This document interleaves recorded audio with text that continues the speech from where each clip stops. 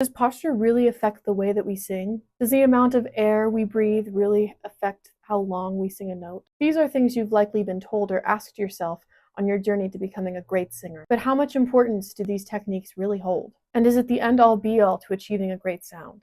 Hi, my name is Lauren. I'm a professional singer, voice teacher, and conductor. Welcome to today's video. Before we begin, I do want to mention that I offer online voice lessons. So if you have any interest in taking one with me, I've linked a form down below that you can film if you're interested. So last week we talked about the Black Pyramid of singing, and for the next couple of weeks we're going to break down each tier. If you've ever sung in a choir, you've probably been told to sit up straight or even stand straight. Maybe you've been told to imagine that there's a string lifting you up from your chest and your head. Or maybe you've been told to do this.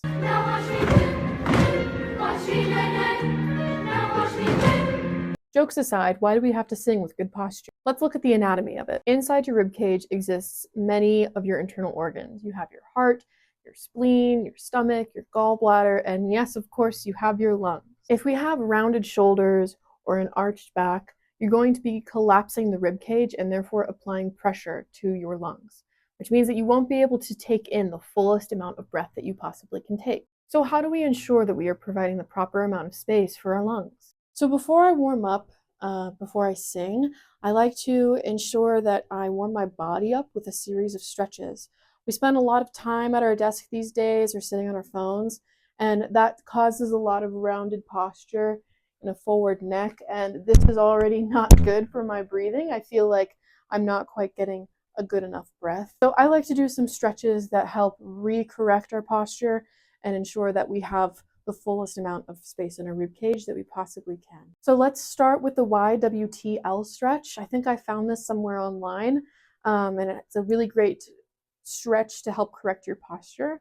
It's kind of like the YMCA, but it's a little less fun. So let's do this together. So we're gonna put our arms up in a Y, and I'm sorry if my mic starts to cut out, but like a Y, and really reach, really wiggle the fingers. And then I'm gonna do W. Might start to feel this in your back, and that's good. And you need to give yourself some space for this next one. You're gonna go into T. I'm gonna have to cut off camera a little bit. Okay. And then from here, you can tuck your elbows in to L. You should feel this in your shoulder blades. Kind of like to hang out here for a little bit because this is the best stretch for rounded shoulders. Looking up helps too. Then release. And then we can roll our shoulders back.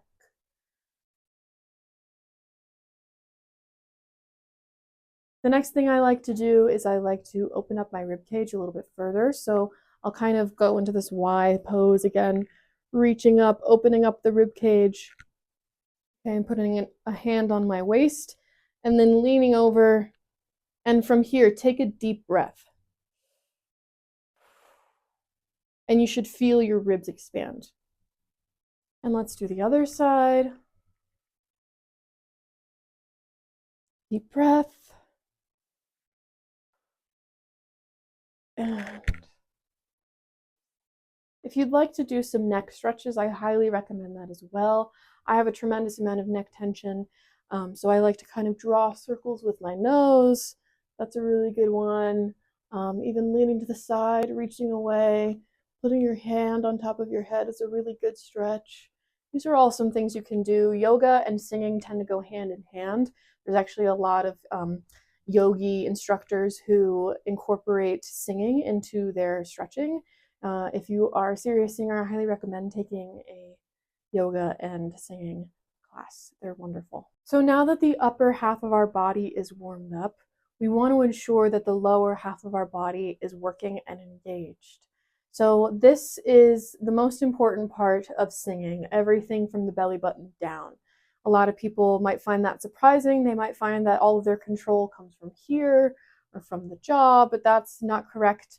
The support comes from the limbs that support our body in itself, the legs and the lower half of our body, our pelvic floor. So we're going to be spending a lot of time thinking about the pelvic floor for breath intake and breath support. We'll get to breath support next week, but right now let's focus on breath intake. So the most important thing is that we want the lower half of our body to be engaged. but not stiff. So you might remember if you ever took choir, your choir teacher reminding you not to lock your knees when you stand, because one, this stops blood flow, you will pass out. And also, it's not actually a grounded, supported way to hold yourself up. So we want to make sure there's a little bit of buoyancy in the legs and the knees, and that, you know, it's very grounded. You kind of feel like your legs are one with the floor, and that your knees are a little bent, but we don't want anything stiff. We don't, you know, want to go too bent, although that never hurts when it comes to singing. Now let's talk about breath intake. So if you've ever been to a doctor and they put the stethoscope on your back and they ask you to take a deep breath, you probably go, right? And your shoulders go up, it's loud, but for whatever reason, it feels the most satisfying to breathe like that. Oftentimes when we are running or doing a lot of cardio, we're out of breath, we'll breathe just like that. And that is called clavicular breathing. That means you're only breathing from your clavicle, right? And you're only using half of your lungs. So if you find the end of your rib cage, right? So the bottom of my rib cage is here. That's how big your lungs are. So my lungs go all the way from here, here. That's a lot of lung, right? So if I'm only breathing, that's 25% of air. So we want to ensure that we're using the full capacity of our lungs. You might also remember, if you've ever taken choir or taken voice lessons before, that your voice teacher or instructor has told you to fill up your belly with air. So technically, yes, this is a great way to teach young singers how to use a different part of our body, but I'm going to kind of give you a more advanced and even better way to think about breathing in when it comes to singing. So the reason why I don't want you to think about breathing in from your stomach is because it's actually tightening the abdominal muscles here. And if you've ever had to go to the bathroom or given birth before, that kind of exercise really forces the vocal cords to come together and push together, and we're putting too much stress on the vocal cords. Singing is not a type exercise, it's a type exercise. So we want to ensure, right, that it's free here, but we have good breath support. So the way that we want to think about breathing in, and this is kind of funny, but it is the best way to breathe in. I swear by it. Hands on a Bible, swear. So what we're going to do is we're going to make sure, one, that you have a good stance, shoulders width apart, your knees are a little bent, okay? And now what we want to think about is that on top of breathing in through your mouth, you want to imagine that you're also breathing in through your butt. Yes, your sphincter. That is weird. I know it might be a little uncomfortable for you to think about right now, but let's just take 2 deep breaths, just thinking about that breathing in through our mouth and through our butt. Okay, so 2 deep breaths. Let's breathe in together and out. In. So if you just did that with me and you noticed a difference, comment down the feeling that you felt when you were breathing in through your butt. Do you feel how low it is? Do you feel how grounding it is and maybe calming it is? If you do yoga or meditation or you suffer from anxiety, this breathing is the best breath that you can take during meditation, yoga, or if you're suffering an anxiety attack. So making sure that you're breathing in that low and just focusing on your butt. It might feel like it's expanding when you're breathing in. And that is the correct breath that you want to have when you are singing.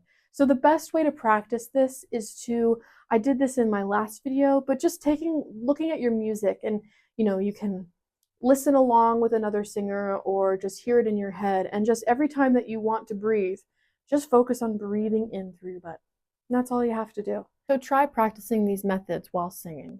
Notice the changes. The most important thing is that singing should feel free and it should feel easy, almost as easy as breathing. Comment down below your thoughts on today's video, and I will see you next week when we talk about breath support.